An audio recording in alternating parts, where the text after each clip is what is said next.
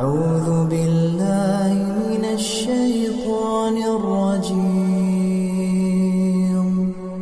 بسم الله الرحمن الرحيم.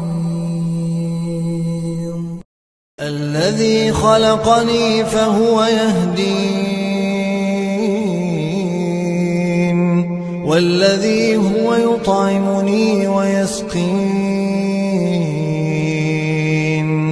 وإذا مرضت فهو يشفين، والذي يميتني ثم يحيين،